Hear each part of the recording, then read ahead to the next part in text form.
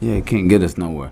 Hey, all right, okay. It is Sunday, August 21st, 2022. Right. I'm already thinking about us winning the election. I'm thinking about October surprises. This is the August surprise. We are here today. Beer in the Conversation, special episode. I've got some of the best panelists in the world. We got Scotty to my left, Rashid to my far left, and in the middle, the man himself, Cesar Gonzalez, candidate for District 13, U.S. House District 13, excuse me. And we kind of pulled this emergency meeting together because we do need change. So this is church after church. The good thing is that it won't cost you no change. You can just listen for free. And housekeeping. I want to say something. Dominique is in the building here. And I want to say this to you, Dominique. First off, thank you for being who you are. Everybody knows I get a little bit off the rails from time to time. And I would never do or say anything to disrespect the sisterhood.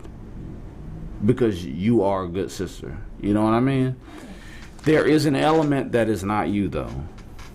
And I'm not saying that anybody should be disrespected. Sometimes when I call things out, I call them out. But I appreciate you for calling me out and calling me to the square on things and being there to support me at the same time. So I'm grateful for you. I appreciate you, my sister. Okay? Yeah, we gonna help each other build and grow. Exactly. All right.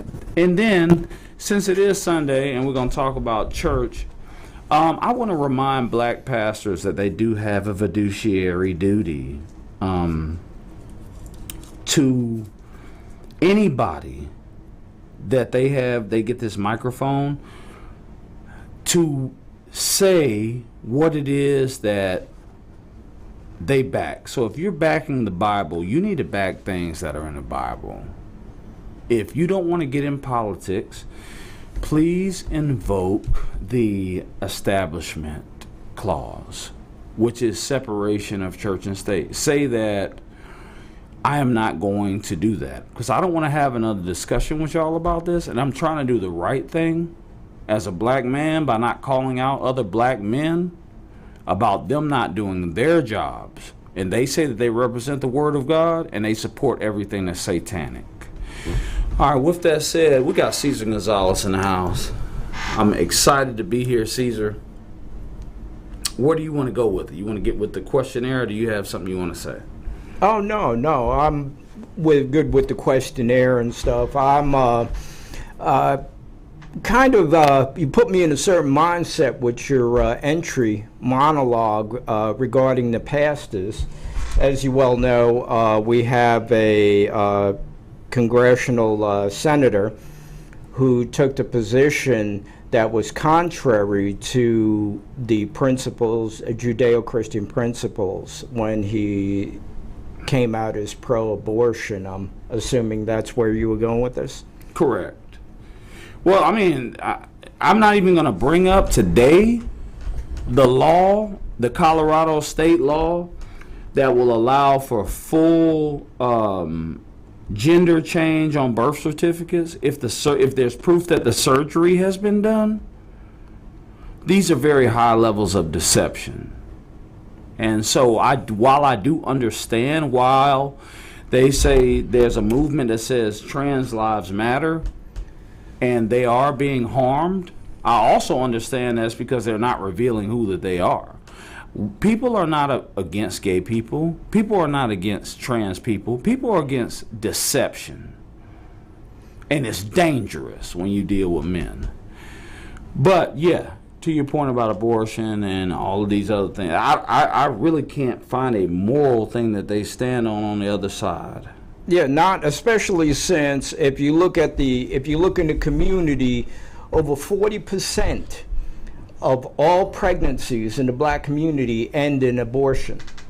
Right. We're at a point to where we're not replenishing what we're losing in the community. So my question to my community is, how are y'all okay with this? And if you're okay with abortion, then explain your remedy for the stagnation and eventual decline of our population? I think there are a lot of places we can go on that, and I don't want to go super deep, but one thing I would say is that I do believe, and this is conspiracy hat here, I think that the modern environmentalist movement is one that is very much attuned to controlling population, because one of the prime climate change narratives is that if you ever, sometimes you'll see these posters talk about like the things that impact the climate the most. And so like it might be like driving a gasoline car or whatever, but you'll see like at the top you'll see like next to the top you'll see like flying an airplane. At the very top you'll see more humans.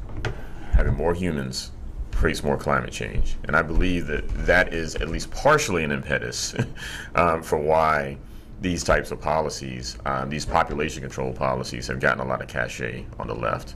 That's just I've never heard anyone directly say that, but again, I read this survey that said that like they're interviewing Gen Zers and millennials and asking why they didn't have kids, and it was something like, I can't remember the percentage, somewhere between maybe 20 and 40% said climate change. Unbelievable. What about the Hispanic community? I don't. It wasn't. Did they get the memo? Did the Hispanic community get the memo? The Hispanic communities actually doubled in the past 30 years. In 1990, the Hispanic population was about 9% of the country's population. They are now around 19 to 20% of the population. And they actually still take their religion pretty seriously. A lot of them are actually Roman Catholic, and a lot of them don't believe in abortion, and a lot of them don't even believe in birth control. And as far as the black population is concerned, like I said the last time I was here, I strongly believe that a lot of black people have replaced politics as their new religion. God is no longer at the forefront. The black pastor sold out, and this goes way back to the days of Margaret Sanger. And Margaret Sanger says that the Negro population was like a growing weed and it needed to be exterminated. So the population control of black America, like Mr. Gonzalez said here, is actually deliberate. Absolutely. And they sold us on an idea that was never even, I don't see, if my issue with a lot of people in the black community is not that they have ideas or feelings, because people have the right to have ideas and feelings. But, and I'm not a racist, but I hate it when we imitate white people. You know what I mean? I hate the idea that somebody else gave us an idea. That's right. And we run with it. You know what I mean? And they did it, right, to our detriment. It was a deleterious idea. And it has destroyed us as a community. Oh, it's not that it's about us not replenishing. It's about, because they don't come like that. They show up and they say, girl, you know you got the right to do what you want to do with your body. Mm-hmm. Mm-hmm. They don't sell it for what it is. And we buy it. And this is like, my arguments online with people and in real life are not with the uneducated. Du Bois would be rolling over in his grave when he said the talented 10th. My arguments are with people who have spent $100,000+ in getting education, and they don't understand what's going on. And I have an issue with that. Well, you have a party, of course, that has taken advantage of that divisiveness, that dividing the community on a philosophical level has empowered them. So they're going to continue to do it. They're dividing black men and black women, and as a result of dividing that and destroying the black family, it has given them political clout, political power. So of course they're going to push it. You know, the thing that astounds me is you have these Democrat politicians like, and I hate to bring her up again, but Stacey Abrams. Her philosophies are going to destroy the black community. She is setting it up to rob black wealth. Entrepreneurship, definitely. Entrepreneurship, tax the black community as they have ascended into wealth and prosperity. So what are you doing? You're representing yourself as a black woman going to represent the black community selling us a bag of goods like you're going to rob us of our achievement and our success and telling us that it's okay, that you got our backs? How does that work? But we'll give you a check. Well, yeah, well, the funny thing is that, A loaf of cheese. after we had the episode where I called her a Marxist, I actually heard that last night, by the way. Not you, but somebody else said that. A white man called her that. It's easy to say that, but I don't know that I've seen enough direct evidence of it. But what I did do is I did go to her site and I did look at her policies. I don't like being ignorant to those sorts of things, and just looked at them for what they were. And I mean, they're pretty standard left-wing policies that, I don't know. I mean, I don't see anything about tax increases in there. What I did see was, it was stuff like invest in communities of color and then prevent gentrification, which, again, it's very hard to do both of those things. Like, usually when you're investing in these communities, there is an increase in the standard of living that makes it more attractive to people that were not in those communities. And so it's that sort of like cognitive dissonance. And I see it in Biden's platform too, or the general Democrat platform. And so I think that, again, I think there are a lot of reasons to not like Stacey Abrams. And I definitely reserve the right to at some point conclude that she is a Marxist. And I know a lot of people that are like big supporters of her and been supporters of her for years. I've been hearing about Stacey Abrams for many years, and they've all been. Are they black men though? No, they're all women. They're all okay. Women. I was just Women, about to say, I don't, color, if you will. Yeah. And they are almost to the person, at least Democrat socialists, if not outright Marxists and quasi-communists. But to your point, and then I'll get to the questions. I want to say this, because I know that you're right about what you're saying, because I know what I encounter. You're a little bit more reserved. I'm a little bit more talkative. You've been out with me, and people want to throw tomatoes at me and stuff. Because I will tell it like it is or how I feel. And I think that what the sisters are missing is that anybody who is married to their work is not married to their man. And politicians are two things, especially in the United States. They're not just the head of government, but they're the head of state. And by definition, that means they're a figure, right?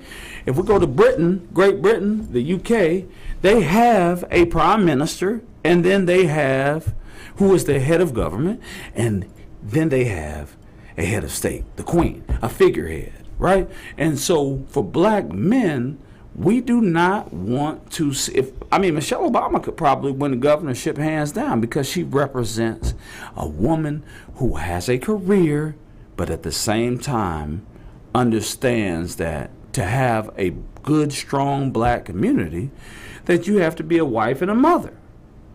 We're not going to support, and you shouldn't support, and women in general shouldn't support anything that leaves a man out, anything that looks like it represents. See, what Rashid is talking about is a policy issue. What I'm talking about is something much bigger than that. I'm talking about an idea that you do not have to work with the black man to achieve your goals. And that is what we are against. Do you agree it's a cultural issue? Absolutely. There's this disruption of the black culture that started happening in the late 50s, early 60s. The Democrat Party facilitated that change, actually enabled that change and encouraged it because, like I said earlier, it empowered them. You've got a group now that is divided. You've divided black men and black women philosophically, which goes against natural principles. How do you divide people that are supposed to be together, that are culturally together, that are culturally a unit, and expect them to survive? I couldn't say it better. Really quick. And going way back prior to the 50s, when you said things started to deteriorate, before integration happened, coming out of slavery during Reconstruction, the black family was actually much more intact, and you had black people had a much higher marriage rate than white people did. And our entrepreneurship, our land ownership was much stronger because we didn't have a choice. And And now that we've been given a choice, and unfortunately, it seems that the more educated we get, the more indoctrinated we get. And as you said before, we pay a high price for poison in our community. Go ahead. We really do. Well, if y'all haven't seen it, I highly recommend a documentary called What Happened to Michael Brown. Has anyone seen that documentary? No. It just take a look at it, and it, I think, talks about a lot of the things we talked about, because it's like, no, it's what killed Michael Brown.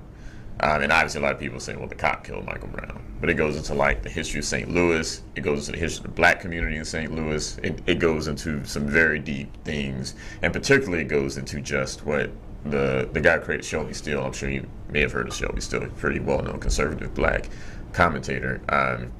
He talks a lot about this thing called the Poetic Truth, which is just that things don't have, like the whole hands up, don't shoot, like Michael Brown never had his hands up or whatever. Right. Like, but it's poetic to say, know, that he had his hands up and that the cop just shot him anyway, right? And like creates a narrative. Mm-hmm. And he untangles a lot of that stuff in a way that's really interesting about Ferguson. And again, it's very deeply rooted historically, how they tore down a lot of what they call black slums in order to create housing projects, but those slums were built by black people. Black people had a home base that was theirs. It may not look like the white people stuff. And the last thing I'll say is that, one of the foundational precepts of wokeism is what we talked about earlier, which is that black people have to be like white people, because that's where the whole equity conversation comes from. Is so equal to what, right? We say we don't have equity, but what that ultimately is doing is setting a yardstick that is white people, and if black people don't have what white people have, then there's a problem. And I don't think that's the most productive way for us to look at the development of our community. Because the elder blacks had this mentality that the white man's ice is always colder. And even though, like you said, we had our own stuff, I was just reading about a sister down in FAMU who took a nude photo next to a statue or something. And I said, just think about the disrespect that is showing towards the ancestors who helped build those institutions. Black folks didn't have a choice but to go to HBCUs and live in our own communities and support our own businesses. And like you said, even though we had our own base, it may not have been as nice as the white people stuff. We had our own base. That's right. And I mean, even when we take it to any other area that we've been given an opportunity to thrive in, and I had this discussion with somebody recently about sports. Again, I have to reiterate, I mean, some of the greatest basketball players and football players and boxers and all of these people come from places where they didn't have nice facilities. It's the human will. There is something very special about us. When Usain Bolt would run those races, he wasn't just running to run, he was running to get out of Kingston. And he knew that if he didn't win, he would say in Kingston. I mean, come on, guys. It's bigger than what we are looking at here. And I for whatever reason, they have, and the serpents have always gone at our women. And so I cannot blame them, because I begin to understand the more that I get scriptural that they go at them for a reason. You know what I mean? And so now I have to go at the men. And with regard to, let's talk about the men. Let's talk about money. Let's talk about men being men and earning money and feeling like a man. Can I say a quick thing about the women thing? Go ahead. Yeah. So I don't know if it's as intentional as it looks.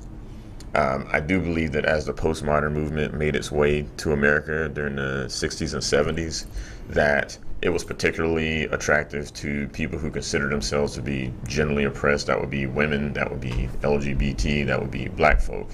And that this whole idea has very much taken root and has been very popular, particularly in academia, because that's where it came from. And I think that what's happened as a result of a lot of these things that happened in the 60s, where there was a lot of social resources used toward building up women, and obviously black women are black and they're women, and it's a result of what we minorities. see now. What we see now, where there are way more black women are graduating from college than men.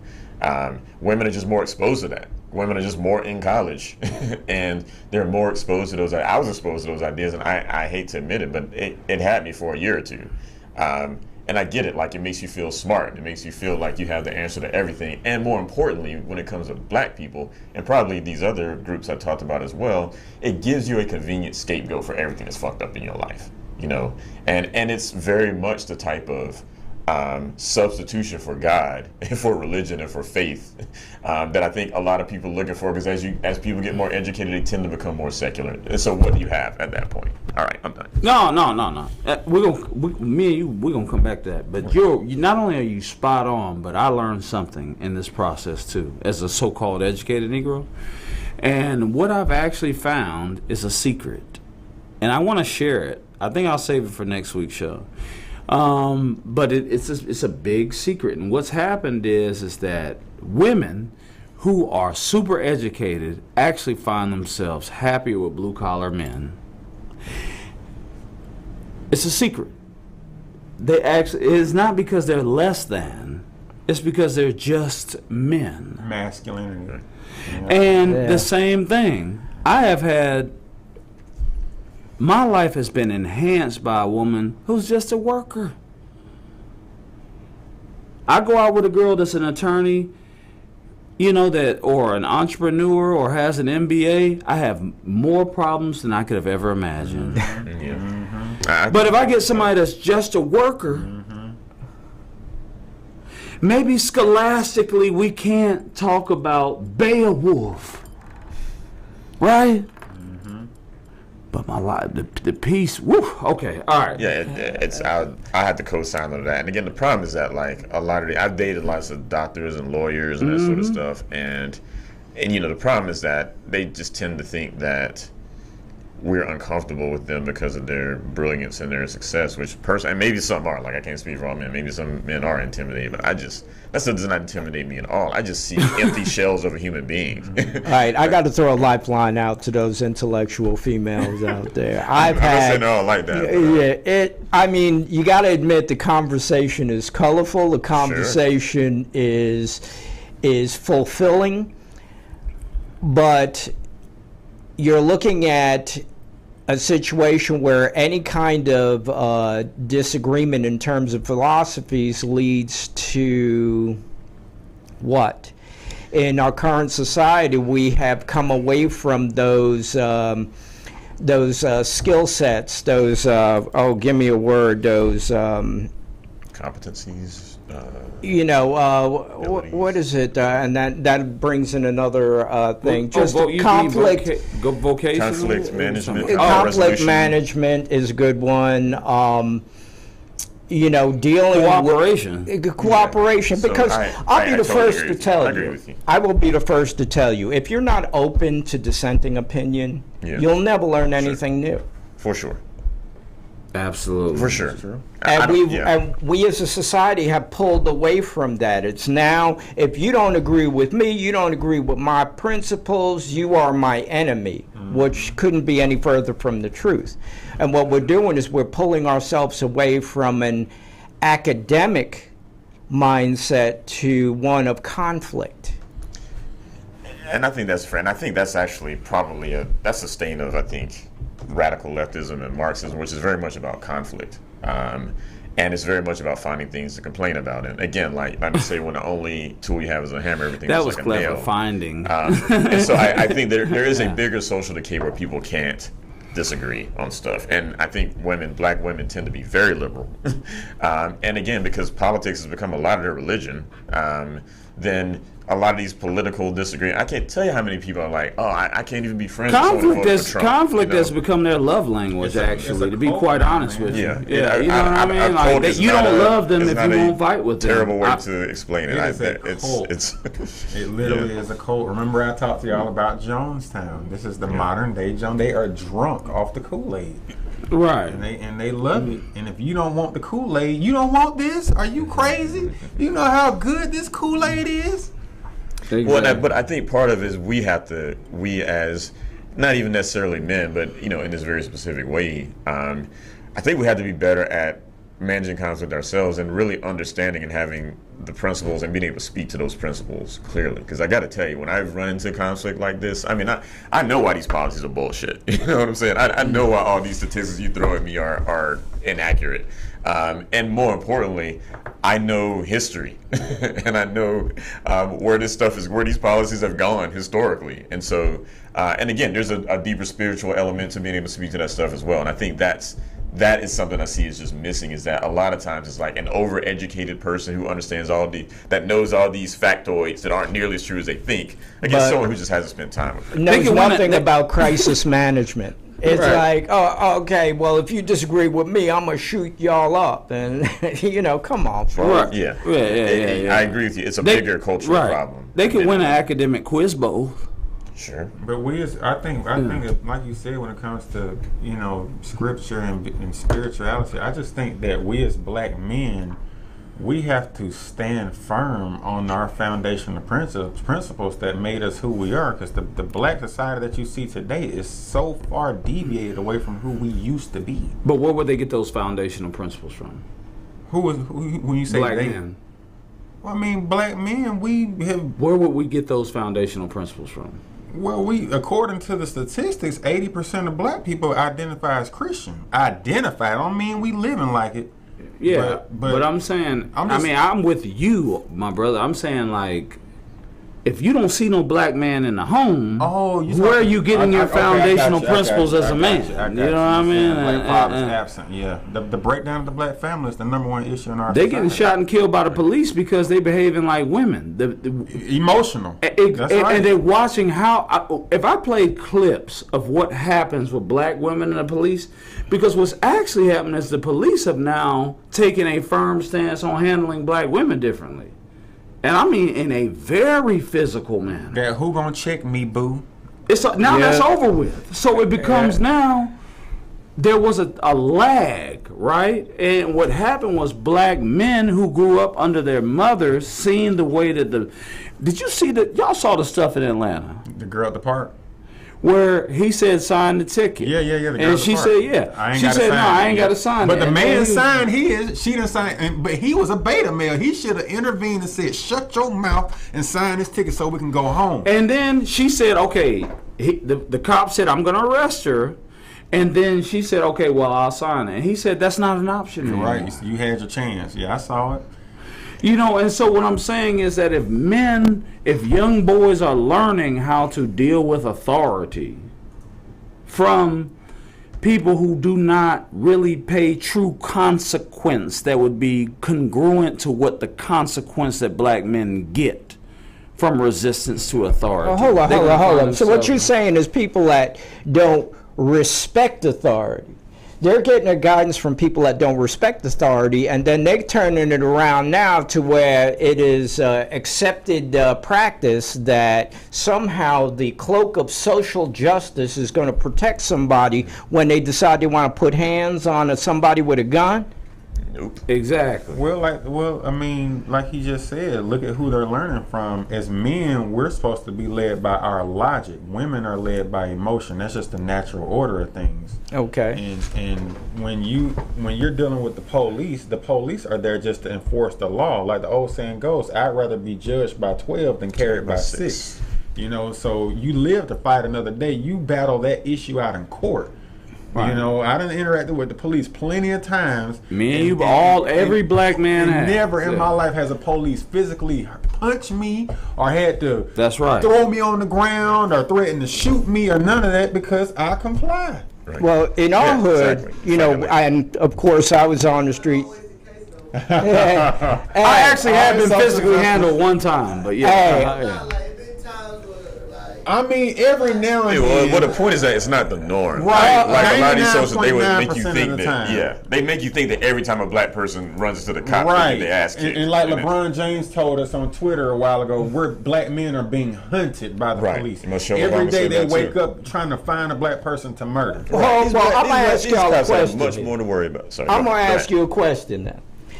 If it is pervasive, common knowledge that the police are after black folk, why are we engaging them? Right. Why are we trying in my hood, when I was growing up in my hood, we had a policy of yes, no, okay, goodbye. So when the man came around and we was in the game and stuff, the first thing we thought about was getting this guy out of here. Exactly. Answer his questions. Cool. Yes, no, okay, goodbye. Let him go. And now we have a community that actually wants to not only engage these people, but actually put hands on these people. And I'm mystified. How do you think you can put hands on somebody with a gun and not expect to get shot? Right. Notice I didn't say police. Yeah, that's a fair point. That's a fair point. You know, when did that? When was that? Okay, when was that acceptable in our communities? I think social media has a lot to do with it. They seeing all these video clips and they think they can do it too. But while we're on that subject, Mr. Gonzalez, you from New York. What is your thoughts? Do you think?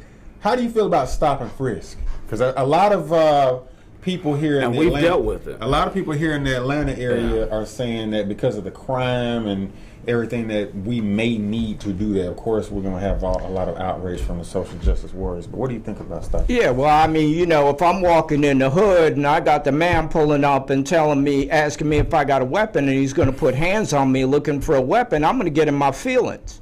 On the other hand, it's hard to argue the crime statistics, which suggests that in areas where stop and frisk was employed, you had a decrease in the number of encounters involving guns. So let's go. Look, I got to get libertarian on this one, because we do have a constitution that does have a Fourth Amendment about unreasonable searches and seizures. Yeah. And statistics ain't enough. Because the fact is this, and this is where like a lot of stuff goes off the rails, is that we know there's disproportionate crime in the black communities, disproportionate murders and all these things. Violent but the crime. fact of the matter is that those are committed by like 5% of the population. You know what I'm saying?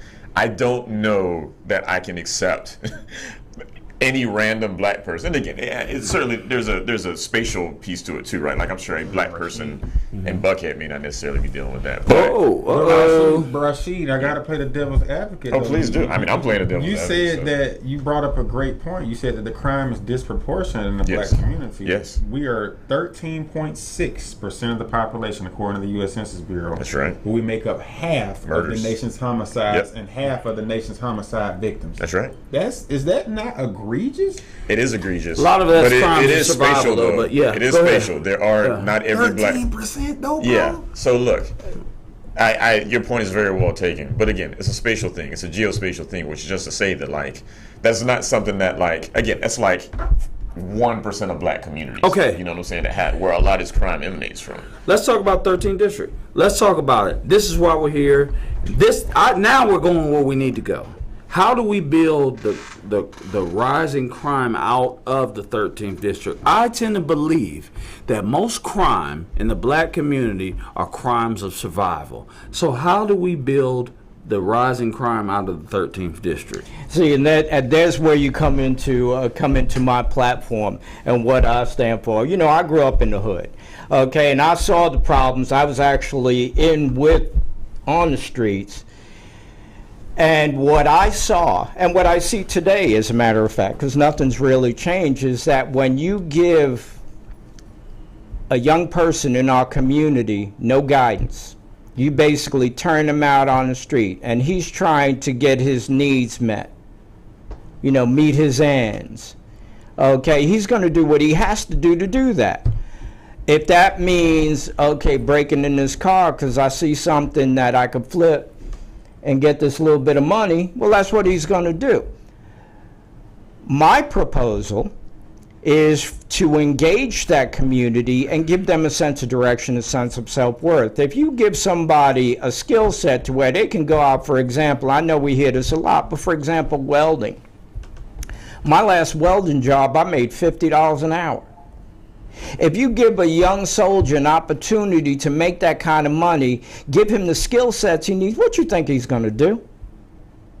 You think he's going to leave his mama and get locked up because he's trying to meet his ends? Or is he going to, with that skill set, go out there, lock into this job, make this clear money to where when he lays his head on a pillow at night, he knows he's not going to leave his mom all by herself because she's got to be locked up? Right. He'll be able to afford the lifestyle that he would appreciate or she would appreciate, not have to worry about the jump outs coming after him, not worry about leaving his family or her family to get locked up, to get in the system, to be sat down. Okay, so basically that really does, to the point, address the plan on addressing housing and homelessness, because if you fix that, then you fix the housing and homelessness issue, and you also address these. Hold on.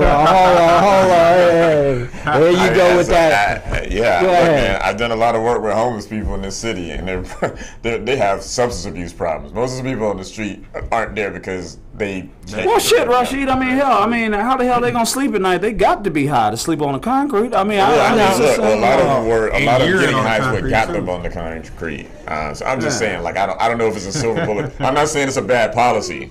I'm just saying we might be overblowing the blast radius a little bit. That's Okay, all I'm saying. okay, all right. I'll walk with you for a second. But it also addresses the question about skilled labor, 2.8% in District 13, and your policy. How does it address that? We believe that, to your point, vocational, and we've talked about vocationals. You just said it, a skill set. Booker T. Washington. Do you know who Booker T. Washington is? Of course. Well, you remember his famous address, Rashid? Do you remember that? The Atlanta Compromise, cast down your bucket. What did he say? Let them work with their hands. Yeah, I mean, Booker T. Washington was definitely, we're cut from the Booker T. Washington cloth. Okay. Not the W.E.B. Du Bois. Correct. Communists leaving America to go to Africa. The boy went way off the fucking reservation or chain or whatever. Anyway, Yeah, sorry. the top 10 are the ones that's fucking us up. Excuse my language. Sorry, I shouldn't have said that. Yeah, We got I a don't think that. politician here. I don't think that necessarily is a bad idea. But I mean, we do recognize that there is an 80-20 rule. It means that 20% of your population is responsible for 80% of your production. So there is a leadership class in whatever attribute you want to measure. That doesn't mean the other 80% is worthless. But what he's getting after is the idea that, like, yes, there is an elite, and those elite have an outsized responsibility to the community. That's Yeah. funny you would use that number. One number of studies have been done on homelessness, and they talk about homelessness is 20% economic and 80% mental illness and chemical dependency. Yeah. So that's an Totally interesting statistic that you would bring Well, up. one day we'll do a statistical. Like that 80-20 is almost a magical number, and it shows up in a lot of different places around our society. So, you know, to bring it into addressing homelessness, how do you address homelessness without addressing mental illness Yeah, and chemical that's dependency? the thing. You know, we've got federal funds coming into the district to address homelessness, indigent families.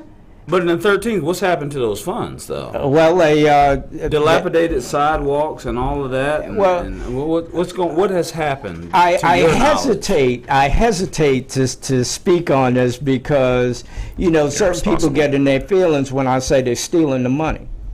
So I won't say that. Oh, I didn't say that. I'm just saying what happened No, to the I money. said that. Oh, I okay, said okay, that. yeah. I'm going to say they reallocate the funds to those issues which are more important to them being, of course, the politicians and the officials.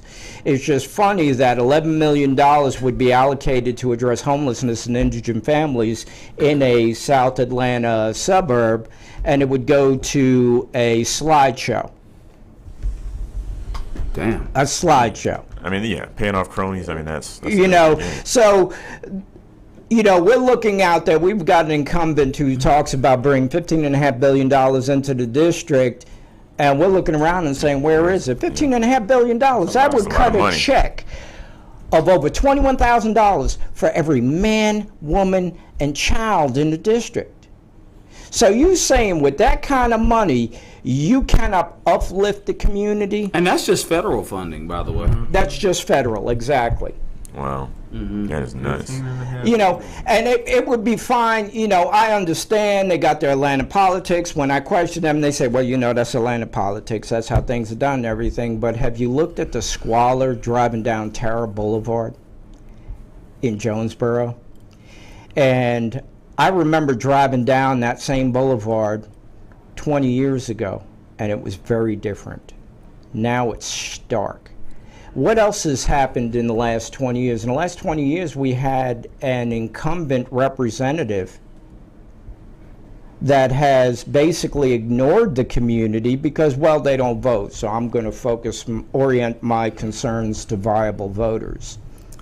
I mean, I'm going to keep it 100 with you. I used to live on Tower Boulevard in Jonesboro, and 30 years ago, driving down Tower Boulevard, it was nice, but you would also see fully clothed members of the Ku Klux Klan gathering donations on the median at Tower Boulevard and Morrow Industrial Boulevard. It's changed a lot down there. Relevance to the money. Rashid, It was 1991, huh? What's the relevance to the money?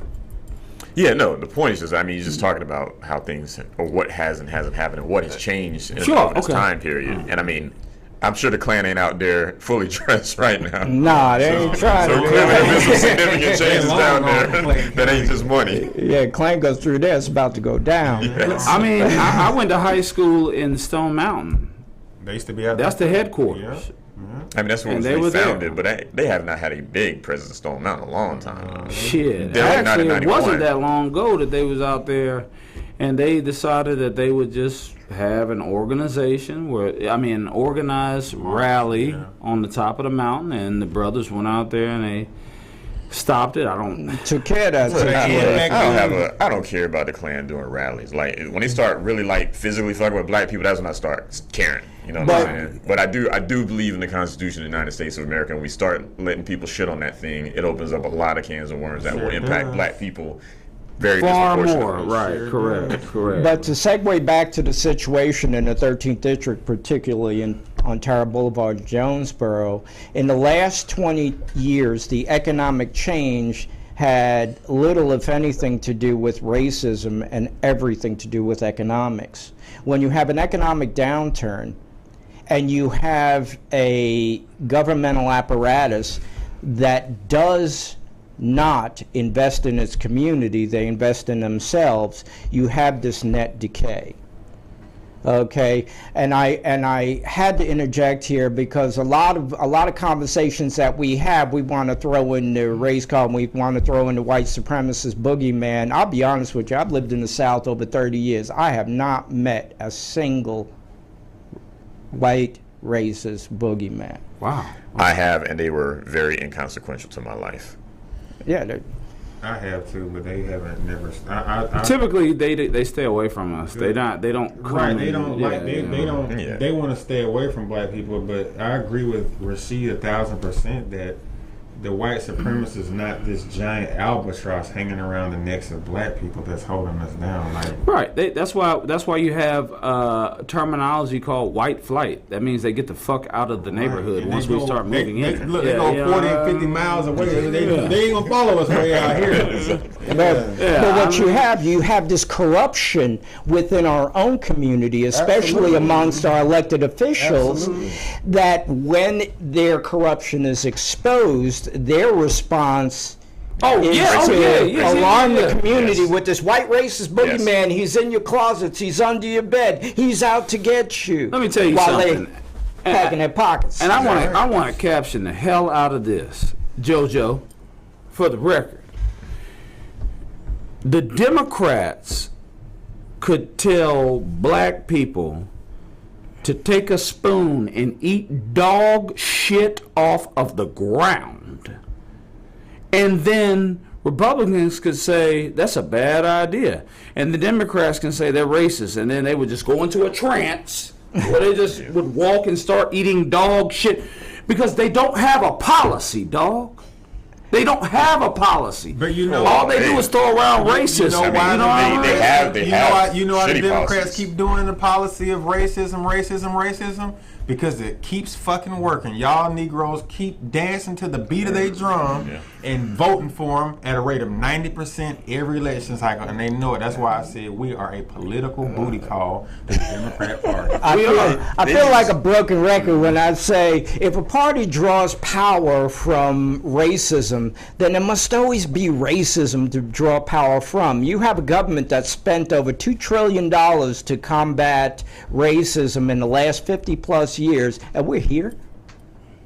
You know, I can't help but think that maybe there's something else here. Maybe there's something within the community. Maybe there are issues within the culture of our community that needs to be addressed. We need introspection. Too emotional. Yeah, I mean, look, I was at Del Frisco's down there in Buckhead, and this is real talk, man. And this young black guy was there.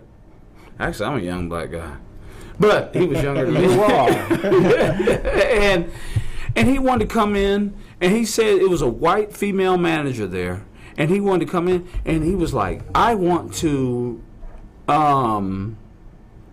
he's like, I need to come in. He's like, it was hot outside. He said, I want a glass of water.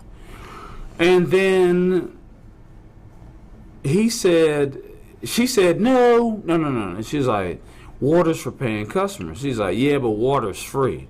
And I ain't intervening. I wanted to be like, actually, water is not free, but I didn't say nothing. I let them continue to talk. And then what I'm afraid of, he said, he's like, you're just not letting me in because you're racist. And she said, no, I'm not racist. It's like, water, you can have as much water as you want if you're a paying customer at the restaurant. Some money. But here's the point. He defaulted to racism. This guy had to be like 25, 26 perhaps. And then she goes and starts explaining to me and my guest, like, I am not racist. And I'm like, damn, them white folks, they got to be tired of having to explain themselves. That piece is going to run out too. Yeah. Go ahead. No, but Joe Biden and them are going to keep saying racism because it works. I said racism like Allen Iverson did in that practice commercial. Practice. I think I said that shit. About racism? Racism? Not a game. It's racism. Not work. Racism. It's racism. Well, because it works. It's racism. But it works. Say racism and everybody backs just up. stop.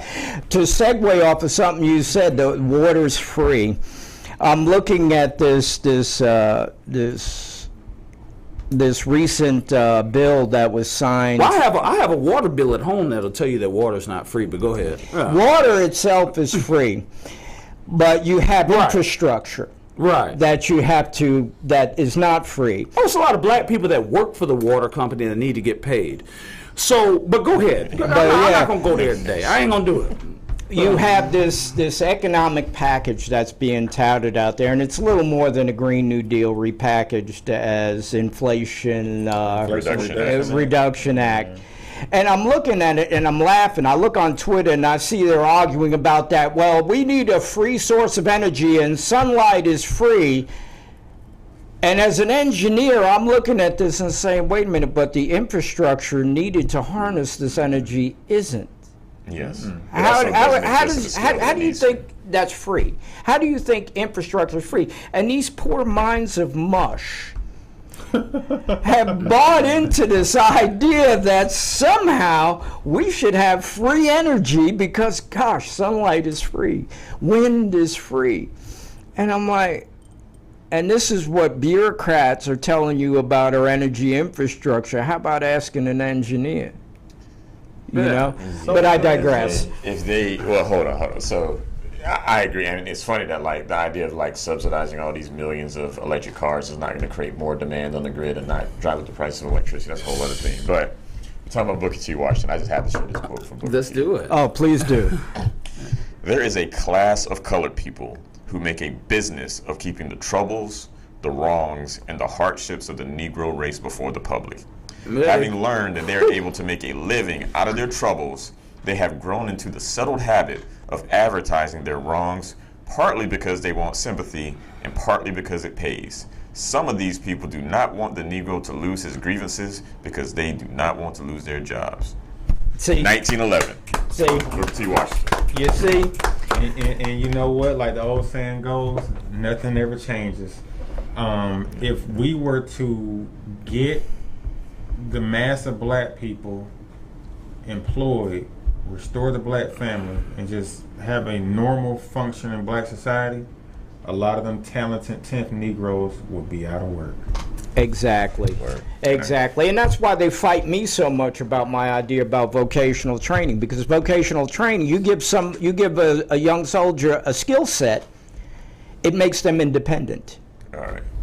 So here's my thing. I'm not opposed to what you're saying at all. I guess my thing is this, because I always go through this, because I'm always trying to think of like what Yeah, can we do? I'm with you. I'm with you. And the problem, I can completely accept the idea that your group will help these kids in school become productive citizens.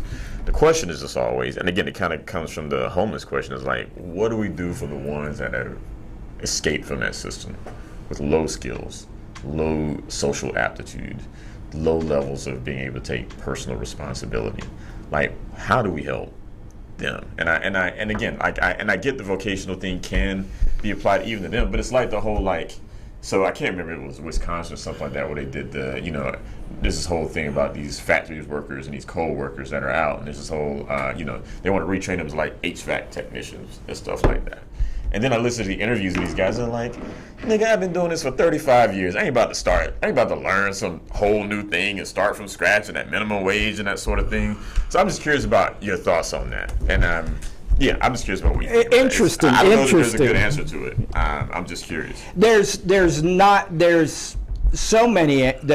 The answer is huge. I don't think we have enough time for it today, but I will point out several things. Jojo, can we go 5 minutes over? I got another show right after. How much, what kind of leeway we got? Got like 5 minutes. All right. They should be coming in anyway. Okay. All right, go ahead. All right, Go ahead. so I'll make it quick.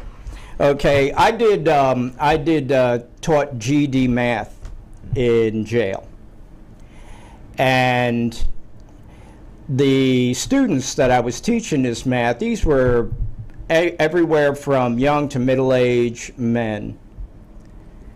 And they, why I got to know about this? Why do I got to know about x plus 4 equals 8, x equals 4 type stuff? That serves no purpose to me. So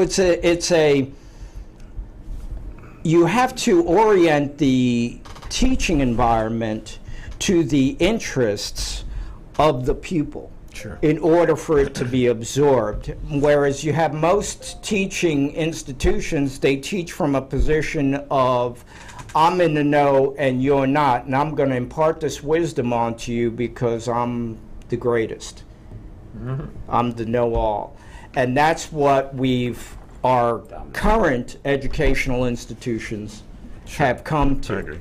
You have this liberal elite who are teaching our young children on the premise that they are the last word in wisdom, and they're not.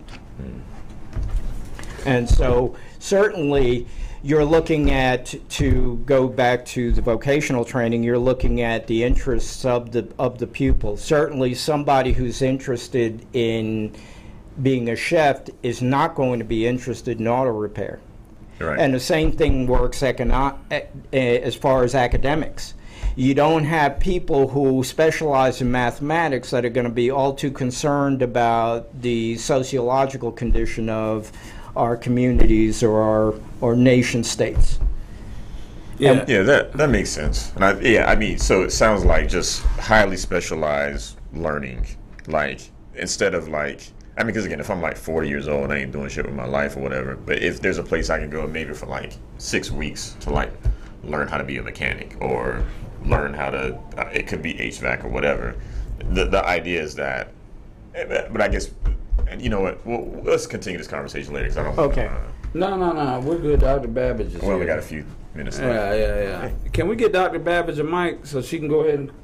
Here, just Close take us my up. seat, because it'll take a while. Dr. Lisa Babbage in the house, and thank you very much. We got royalty here. Yeah. Oh my.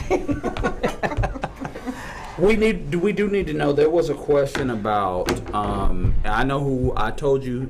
First off, I'm Laris. You've never met me in person. Hello. Hello. Good to meet you. Good to meet you. District 7. Yes. Right. Yes. There was a big question by somebody that's willing to work with you about your stance on immigration. Well, it's very complicated. So just to abbreviate it, I really believe, as a daughter of an immigrant, we have to do something humane with the people that are already here. But then we also have to look strategically, logistically at what's happening on our border. And we have to put a temporary halt to make sure that the people who are here have what they need to live that American dream, to have the best life. You know, kids who have been in school, for example, I remember what it was like to go down to the immigration office and help my aunt and uncle fill out the paperwork.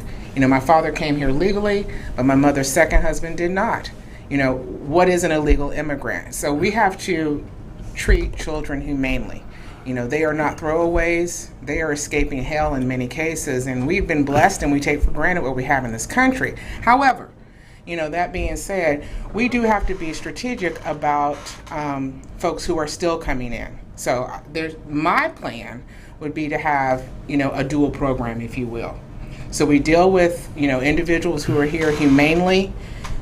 Obviously, the criminal element is different from the impoverished element, the escaping hell on earth element. And, you know, America is blessed and we need to be a blessing to those people. However, I do think we need a moratorium at the border so that we can figure out who's in our house. You know, I think that we need to put a stop, no questions asked, to the criminal element that's coming across this border, because they are jumping in line for people who really want the system to be able to work for them. That's right. So, depending on, you know, the country of origin, that's a factor. You know, people from Latin America, for example, they will assimilate faster given the chance than someone from China, for example, who has no idea what freedom is all about. Right there.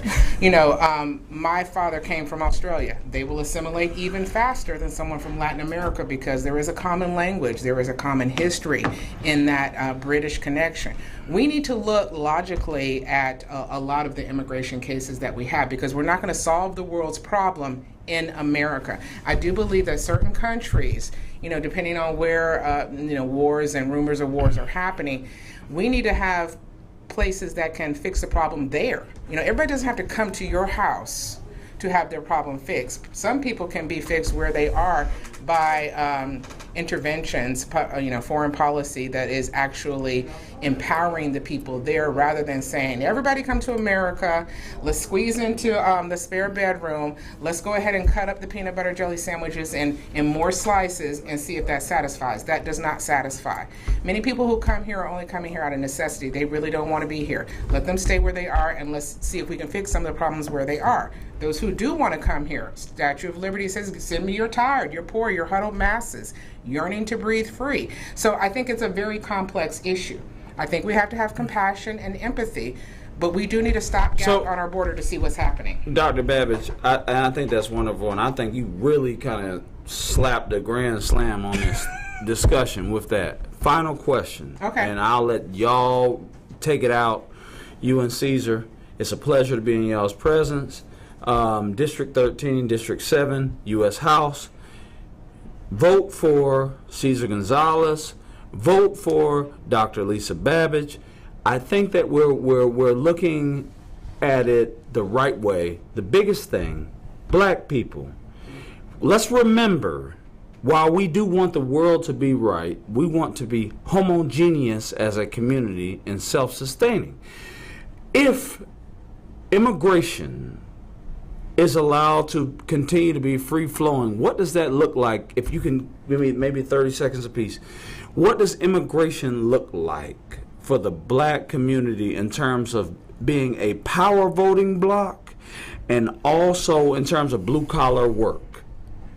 My quick and dirty answer is this. Black America will be overrun by immigration if we do not stand up as the power bloc that we should be. We built this nation, and we deserve proper accolades for doing so, which means immigration needs to halt until we get our inner cities worked out, to be honest with you. Okay, well, if you note the John Lewis Voting Rights Act, which will allow immigrants to vote, we have, you know, the other tenets of the act, which are to the detriment of the black community. It will marginalize the black vote. Okay, and this is speaking from a child of immigrants, first generation. We need to put American interests first. We need to put the concerns of the black community, who are the Americans, before we start addressing immigrant issues. I'm a proponent of immigration reform, but in order to engage in realistic immigration reform, you must first secure the border. Deal with your own household, and that's us. All right, thank you. We'll see you on Thursday.